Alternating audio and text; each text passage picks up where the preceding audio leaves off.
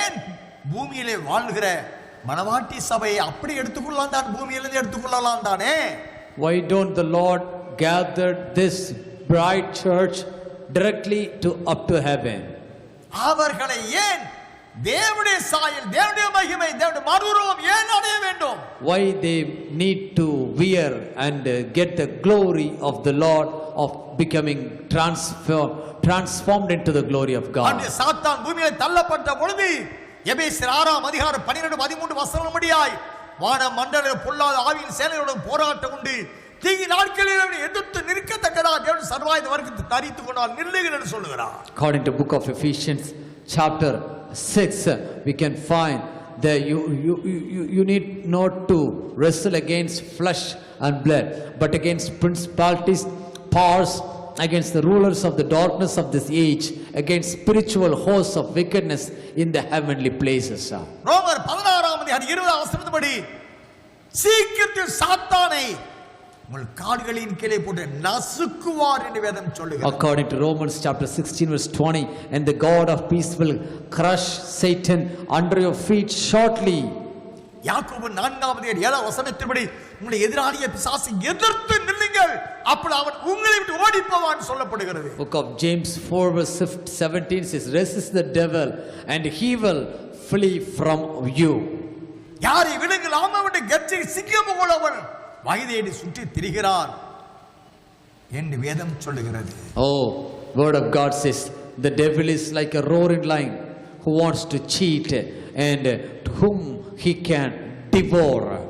இந்த வசனங்கள் எல்லாம் சாத்தான் சபையை அழிக்கும்படியாக, சபை முடிவான ரட்சிப்பு என்ற ஆத்தும ரட்சிப்பை அடைந்து நித்தியத்தில் மனைவியாய் அமரவிடால் தடுக்க அவர்களுக்கு மரணத்தை உண்டாக்க வேண்டும் என்ற நோக்கத்தோடு போராடுகிறார் சபை. All these attacks of the devil is trying to make the church weaken and bring the death, the eternal death into the church and stop all the ways to receive the glory of the Lord upon this bride.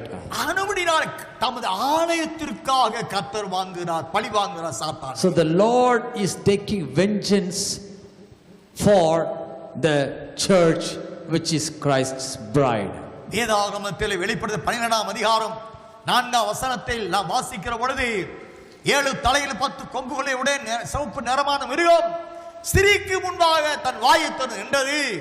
அந்த ஸ்திரீ தன் ஆண் குழந்தை பெற்றெடுத்த உடனே அதை விழுங்கி போடும்படி அவள் முன்பாக நின்றது என்று வாசிக்கிறோம். வாசிக்கலாம்.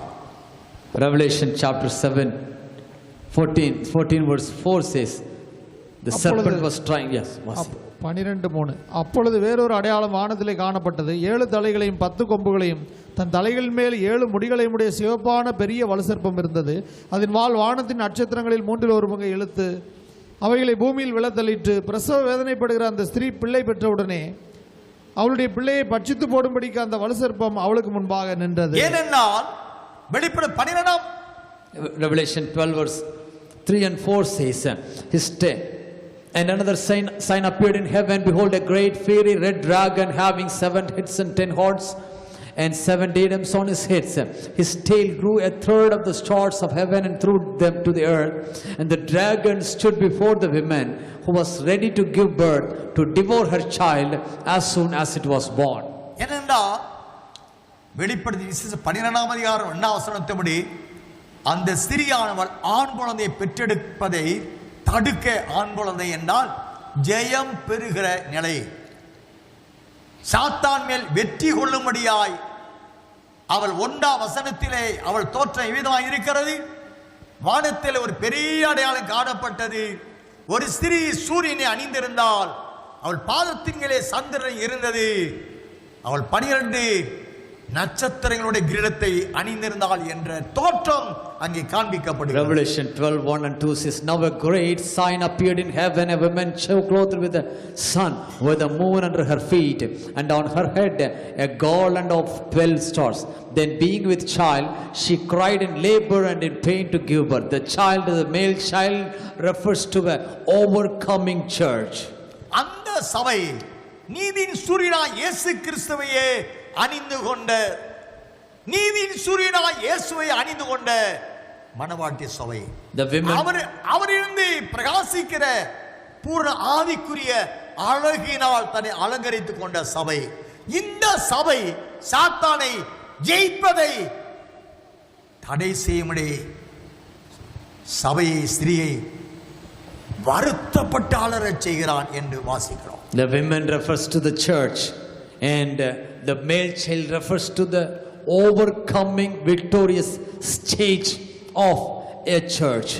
The sun clothed with the sun refers to the wearing of the righteousness of the Lord as their clothes, and being decorated and garlanding with the beautiness of the Lord.